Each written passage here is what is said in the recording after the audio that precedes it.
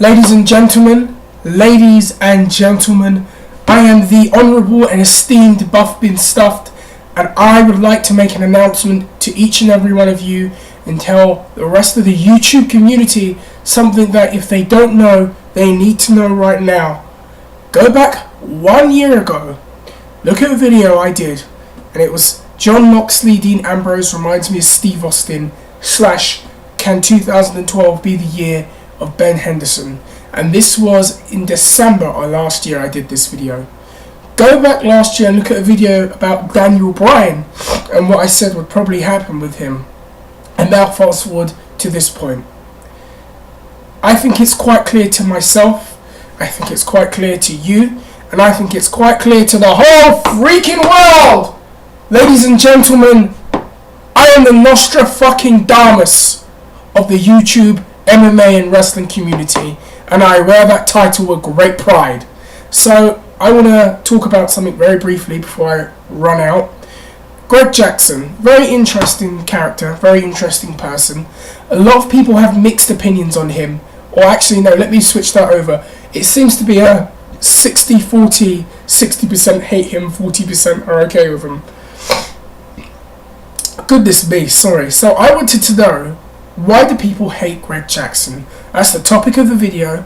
I want to know what it is. Now, for me, with most encounters with anyone you're going to have your good moments and your bad moments. You're going to have people that know one person and think, oh, that guy's cool, and then other people are going to be, that guy's a dick, man, I can't stand him. Why do you even like him? But Greg Jackson is a very interesting one because I noticed on an interview with Ariel Helwani, the dislikes on the Greg Jackson interview was so much higher than the likes. It was actually quite interesting to watch. So I just wanted to ask some of those people, what is it about Greg Jackson you hate? My own opinion on him is I've never met him personally. I can only go on the things that are out there and that have been put out there. And he seems like a nice guy. I remember specifically Andrei Arlovsky was going through a rough patch, and he'd lost about 4 to 5 matches in a row, and a lot of people were writing him off at this point, and Greg Jackson did an interview, and I felt that Greg Jackson came off quite well as a coach and as a person, and this was after the Karatonov knockout. Instead of being like, oh, I'm done with him, or a few weeks later he's out of the camp, Greg Jackson was so very supportive and still, I've seen this and I've seen that. I think I know what I can do with Andre. I look forward to working with him again. And I thought that in that moment he came off as a very nice guy. And in a lot of interviews he comes off as a very nice guy. But then on the flip side of it, fast forward later on in that year, Lyoto Machida and John Jones fight. Look what happened there. There was a moment after the fight where people kind of questioned Greg Jackson's character. And it was when John had won the fight, and it was audible, and you could hear Greg say, Hey John Jones, goddammit! John, go check out Lyoto! Go get some fans! That right there made him come off as an insincere, smug prick. And a lot of people got on him about that, and I could understand that because it came across as a certain way, and it came across as quite dread. And as my friend calls him, Dread Greg Jackson, Mr. GTR. But it made him come off in a certain way, and people didn't really like that, and people really got on him on the forums like the Underground and MMA Weekly and other places like that, and people just, they didn't like him about that. And then the other thing that I find that people are annoyed with him by is his way of swaying decisions.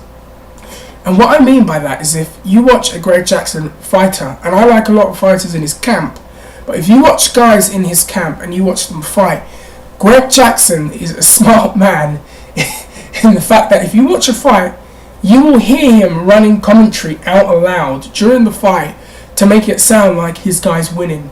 I was watching a fight, I think it was Donald Cerrone a few years back, and there's a video of this, and Cerrone's throwing like little low kicks. That's right, Cerrone, baby! Come on, that's right! Circle! Work the jab! That's right! That's what we worked on!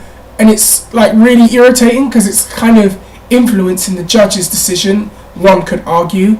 And I know that a lot of people dislike him for that. And then I know a lot of people who dislike Greg Jackson because of the way his fighters fight. And there's a pattern of very exciting fighters that are in his camp or go to his camp, and then they kind of change their style completely. They almost, and this is a joke I have with someone, WWE style themselves. If you know what I mean by that, you'll get where I'm coming from. Where they kind of, you want to say, do the bare minimum or work these really odd and unusual game plans where you're expecting to see a fight or you're expected to see some technique, and then they just circle around, clinch, throw something in there, come back. It's just like a weird defensive game plan that just, for me, it's not something I always want to see, but I understand technique and things. But then when you see these kind of fights that are done that way, Greg Jackson always seems to be the person on the receiving end of it, and the guy that gets the flack for it. A lot of people blame him for the way George St. Pierre changed his style. A lot of people blame him for the way Clay Guida fought not too long ago, and people blame Greg Jackson for that. Do I actually think that's Greg Jackson's fault? Who knows? Who knows what he's really saying to them? I'm not too sure. But I have seen this a lot of times, and I do wonder if Greg, and I suspect Greg might be saying things to them. And then the final thing that I noticed as to why people really dislike Greg Jackson, more than I dislike the Bleacher Report, which is another story. After the Jon Jones-Rashad Evans thing, a lot of people despised Greg Jackson and felt that he came across very badly in that. Now, there are different variations of the story depending on whom you believe. If you believe Jon Jones, you'll believe one thing. If you believe Rashad Evans, you'll believe the other thing. Now, my thing is really, you take the two stories and you combine them, and somewhere in the middle you get the true story as to what really happened. But the one thing that seems to be the case is that Rashad keeps saying that Greg chose Jon over himself. And Greg almost did say, I'm not going to corner Jon, I'm not going to corner Jon. And then when the fight eventually came, Greg did corner Jon against Rashad Evans. So again, in a way, he kind of went back on his word. And then to go further, another thing I noticed as to why people dislike Greg Jackson, most notably Dana White, and this is the Dana White perspective. Of course, we're talking about what happened when Henderson got injured. They needed a last-minute replacement to fight Jon Jones. And Greg Jackson was said to be the person to have advised Jon to not take any fights in this week's notice period, saying it would be a career killer and a career mistake and something that would be a detriment to his progress and all these things. And I remember there being just as big a backlash on Jon Jones as there was on Greg Jackson. So I'm going to stop. You write your comments. You tell me why you hate Greg Jackson. You write your comments. You let me know what you think of him. Personally, I think he's an okay guy. But as I've said before, in life and in general, you have your good moments with people and you have your bad moments. And sometimes people meet one side of a person, they really like them, and other people come across a negative side of the person. I'm going to stop. I'm going to have my mug of tea and get out.